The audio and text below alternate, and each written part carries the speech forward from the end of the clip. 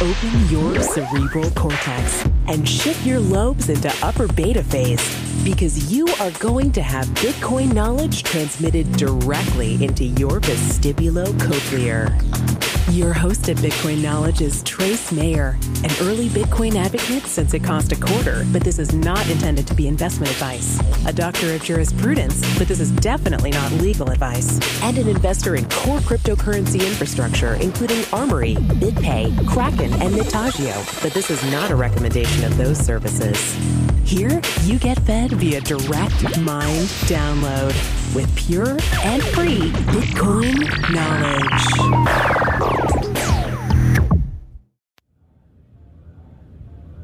Welcome back. We have an excellent interview with one of our new entrepreneurs, Roger Quijano. He's CEO of BitInka. Welcome to the podcast, Roger. Oh, thank you. Now, this is really exciting. You just launched BitInka yesterday. You had submitted to CoinDesk asking them to cover you, and they had you get letters of recommendation from all the banks you're working with, et cetera, to verify. So tell us a little bit, what is BitInka, and why is this really, really cool for what's going to happen in Latin America? All right. Well, first of all, I've already been in CoinDesk. We already had an article written a month and a half ago. If you go ahead and Google us, you're going to see there's a couple of articles that involve the company. BitInka is totally different from any other exchange that has been done in South America. Since we approached from a different point, we went ahead and opened offices wherever we wanted to work. Nobody else has done that. I think some have like 2 offices in Argentina and Brazil. We're going to have by the end of the year around 5 offices. We're going to be in Peru. We have in Bolivia, where we're just an e-wallet since Bitcoin is banned. We're going to be on Brazil, Argentina, and Venezuela. So we're 5. And Chile. And Chile. Well, can't forget Chile. Can't forget Chile. Chile is really a nice country to have here. Yeah, Chile. Well, Chile's a little bit hard because over there it's a little bit hard to open a company being a foreigner. Even though we're in Mercosur, it's a little bit hard. Yeah, you have to get the tax ID number, the La Ruta number, I think it is. Yes. There. So that's not gonna be by the end of the year. But Chile is phenomenal. Santiago is just. I've never been there. You haven't? No. Oh, it's absolutely gorgeous. I've been to the airport. Yeah. I mean, it's nestled up in the Andes, and it's just beautiful weather. And I've been all over Chile, like Viña del Mar, all the way to Puerto Natales, clear in the south. I'd actually rented a van and driven all over Chile with a U.S. diplomat, actually. Oh, wow. Yeah, he was from the Montevideo embassy. But getting back on track, you've got offices in Venezuela, Peru, Argentina, Bolivia, where we just work as an e-wallet. Chile, Argentina, and Brazil. We're in Brazil. Actually, I came here more days for the conference to wrap up all of the legal stuff, so we can be based also here in Brazil, which is the second country in South America with most Bitcoins. Yeah, and we've also done an interview with Rodrigo Batista, who's the CEO of Bitcoin Mercado, and he told an interesting story that the bank for his Bitcoin exchange shut down his bank account, and so he took them to court. And the court actually ruled that the bank had to reopen and service his bank account because it's a public service. Yeah. So I think it's very cool. You've got bank accounts set up in all these countries. You've got letters of recommendation from the banks. They know you're working on Bitcoin-related stuff. So what is it exactly that BitInka is going to do for everybody? Right. Well, as you know, here in South America, we have 2 countries that are going to benefit most from this. We have Argentina and Venezuela, where they have restrictions on buying currencies. But Bitcoin doesn't have a restriction. Actually, it's not frowned upon. Actually, the government doesn't even speak about Bitcoin. They just don't even look the other way because money's not leaving the country. And what's it considered? It's considered a product. It's considered for the most part. For most part, it's a product or a service. Okay. Some countries, like in Bolivia, they try to consider a currency. That's why they banned it. In Ecuador, they wanted to create their own cryptocurrency. So it's kind of hard for those 2 countries. But in other countries, it's considered a product or a service. So basically, what we're selling is a product or a service. Bitcoin's a product and a service. And by selling a product and a service in the local coin, and in each of the countries, you can actually do a transfer using Bitcoin. You're buying and selling Bitcoin instantly on different countries. Since we're one exchange, you're buying, let's say, 0.267 of Bitcoin, which is around $100 right now. You're selling that same Bitcoin for pesos, 0.267, which is around 1,200 pesos, 180 pesos. Those would In be Argentina. Argentine Argentine pesos, not Chilean pesos. No. Because you got like a bunch of pesos. 100,000 pesos when you're doing Chile. Yeah, that's a tough. That's a tough one. Yeah, today a Chilean guy came in and he's interested in finding over BitInka, and when I put 100 and 100 over there is like 0.01 like of a Bitcoin. So I was like, oh no, wait, we cannot test it with this. So on the hundreds and hundreds, no, it's a little bit tough. But for Argentina and having this option, this new totally innovative solution, is we're using Bitcoin as an exchange index, or let's call it as selling this product for this price that the market's giving a value. Argentina, which is the country where most of the South American startups are being developed, are not having a problem selling and buying Bitcoins. And here we're doing exactly the same thing in each country. They're not having a problem buying and selling Bitcoins. The only difference is that since we have offices all over, we're doing the exact same thing, just with a bunch of offices on different currencies. Now, what advantage do you get from having all of these offices? By having the local offices, we're legally set up. We're able to partner with local collectors. And that's important for you. You want to be operating legally, compliantly, yes, paying your taxes, really building a sustainable business that can be around in a few years. Exactly. Right? Exactly. I mean, that's really what you've got intended. From a few interviews that I got, I'm trying to use what it's now on our daily finances and apply it to Bitcoin. So basically, daily finances on roids with Bitcoin. By doing that, I cannot be a totally opposite person, closed-minded. That if it's Bitcoin, we're not work with banks. If we think like that, we're never going to grow. Bitcoin community is going to stay closed. Nobody's going to get it.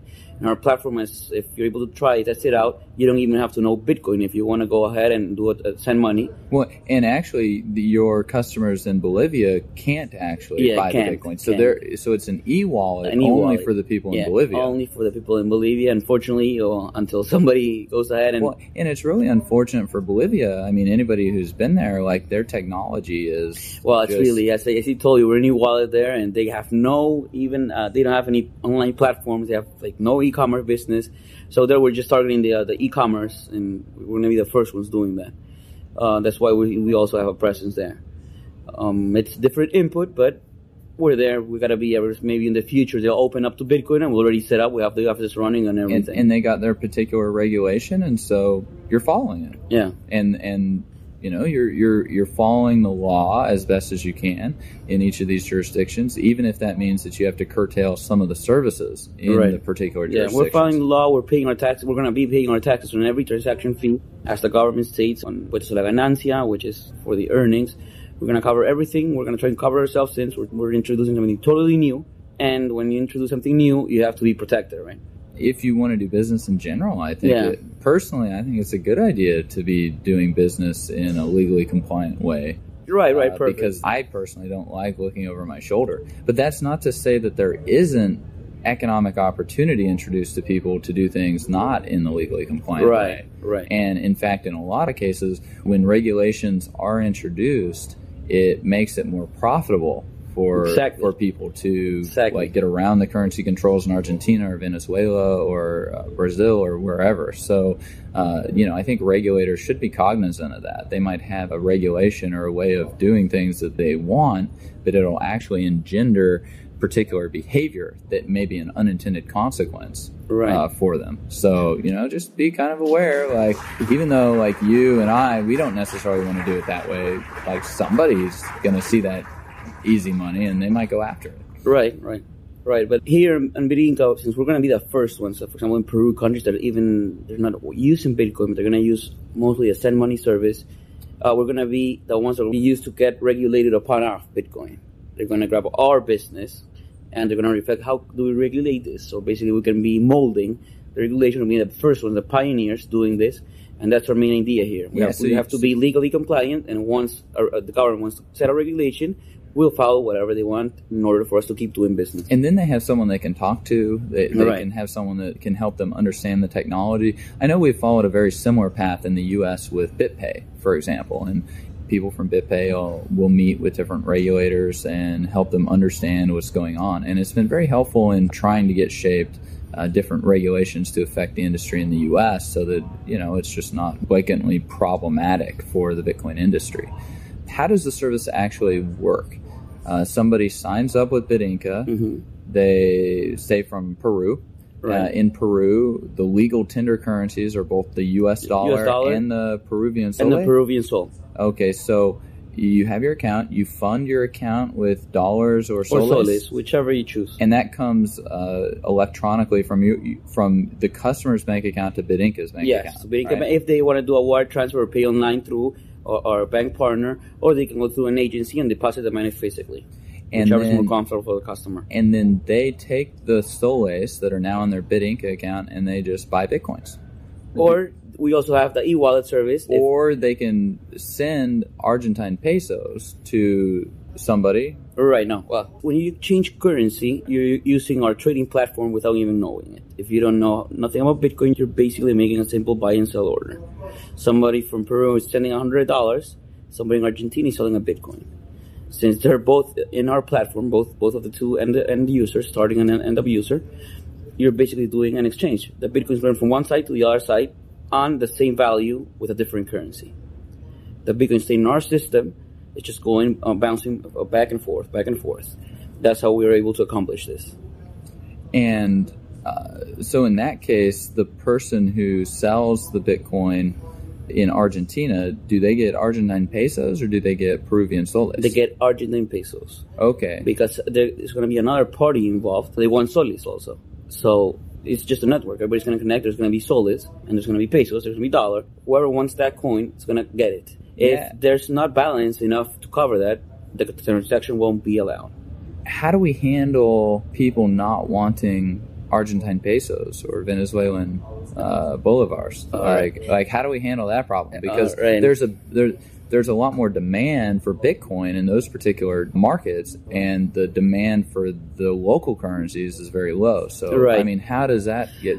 All right, mostly that's going to be, well, that's not a tough question to answer. There's a lot of people that go ahead, and there's a lot of immigrants in Argentina. There's a lot of Peruvians, a lot of Bolivians, Ecuadorians. There's a lot of people. A lot of people want to get money into Argentina. Even if you don't believe it, a lot of people want pesos to pay for services in Argentina. There's a lot of students in Argentina. There's a lot of foreign students in Argentina. So it's one of the cheapest countries to study in South America.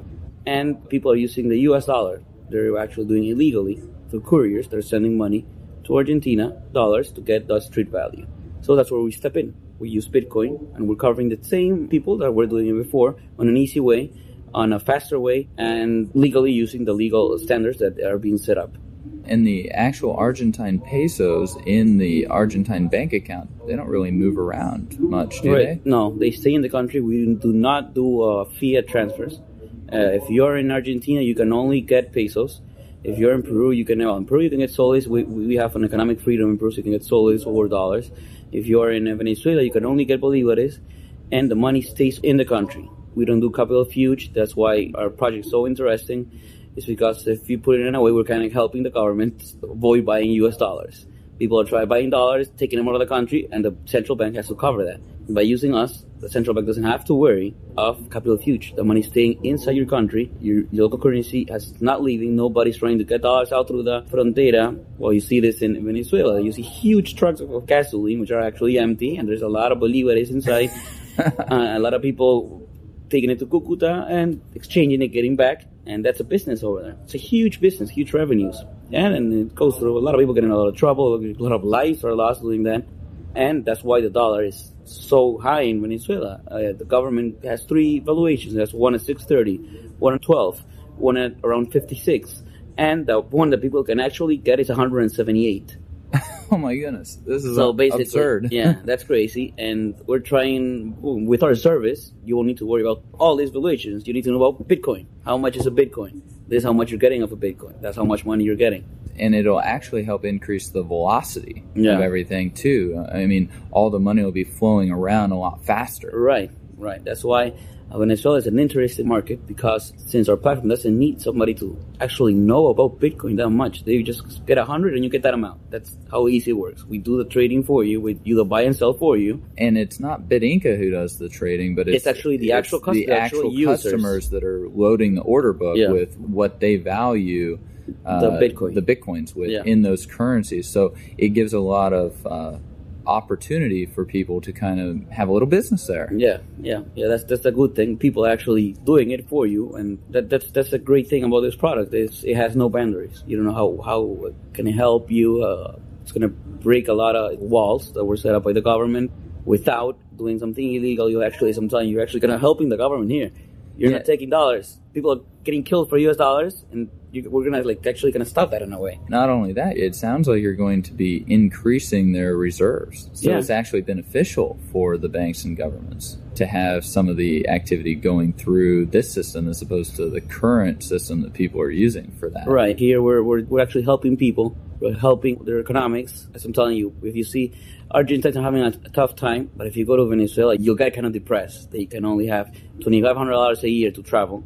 We can only buy in credit cards $300 a year if you buy online. And people do a lot of illegal things to get those dollars. They fly, they go ahead to other countries, they try to get those $2,500, they fly back with those $2,500. Some of them get robbed. And we're trying to give them a little peace of mind by doing this. It's just heartbreaking, because price controls lead to shortages. Shortages are used as an excuse to implement rationing. And in Venezuela, I mean, they're rationing. And they're rationing critical medical supplies. Yeah. I was reading in Bloomberg about a 28-year-old father. He had traveled 14 hours to try and get medical supplies for his 1.5-year-old son. Well, yeah, they're low on medical supplies and food. Yeah, I remember before I said there was three currencies. There's three exchange rates. The first one is Sencoex. It's around 6 something. That's if you want to import.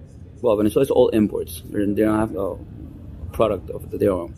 So if you want to get food or get clothes, not even clothes, you can kind of be made.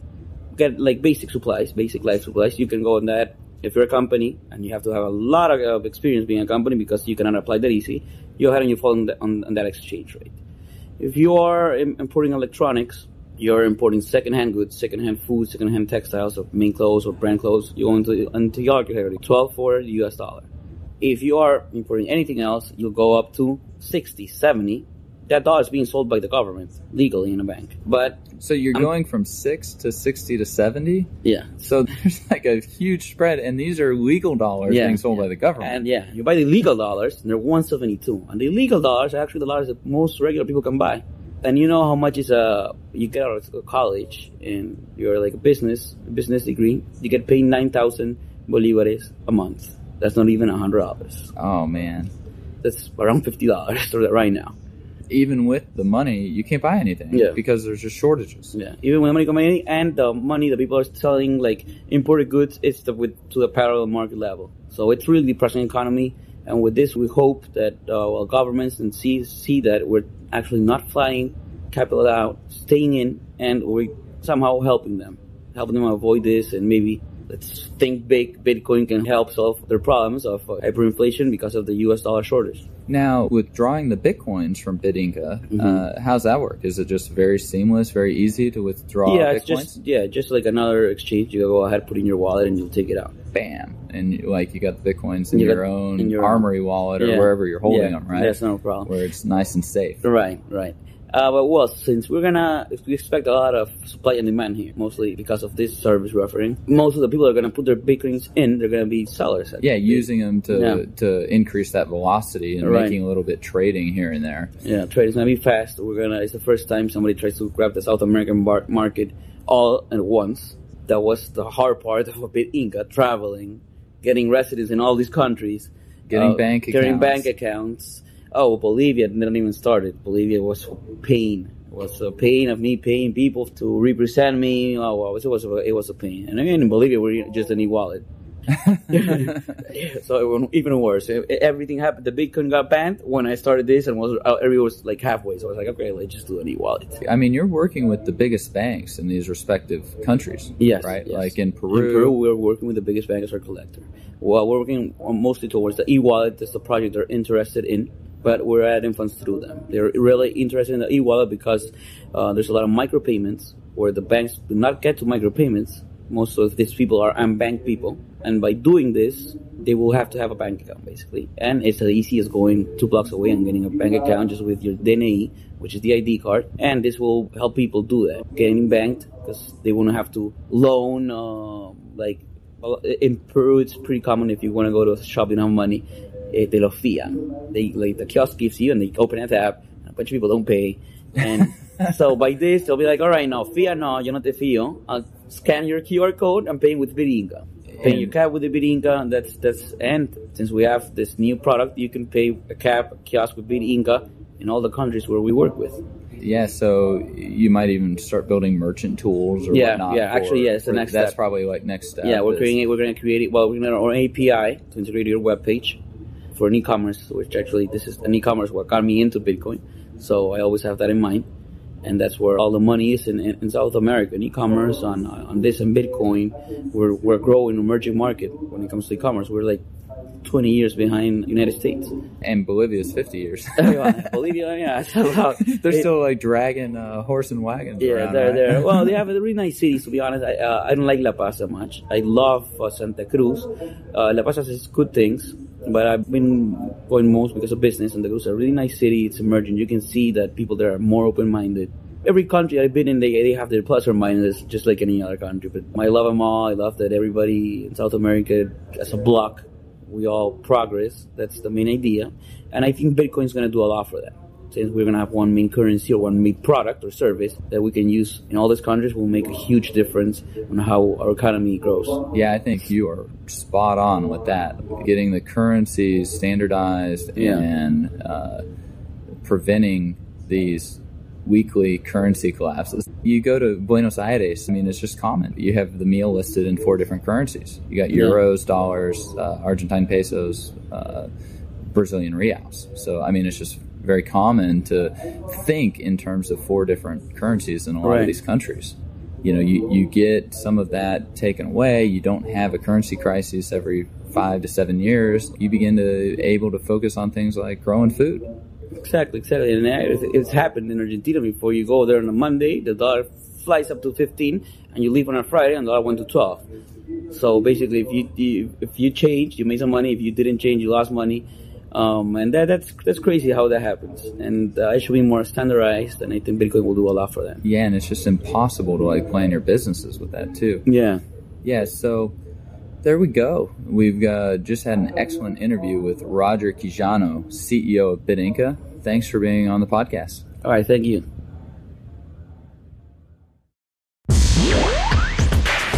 Be sure to get a copy of the free Bitcoin Guide at freebitcoinguide.com.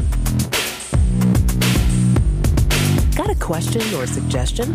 Record your voice at bitcoin.kn. Don't be shy. To help the show, share bitcoin.kn with friends, post about it on Reddit, and otherwise spam the interwebs. Your iTunes comments and 5-star reviews are very important to us. Please continue tuning in to the Bitcoin Knowledge Podcast, where we release interviews with the top people in the Bitcoin world. Now take some choline and let that Bitcoin knowledge consolidate.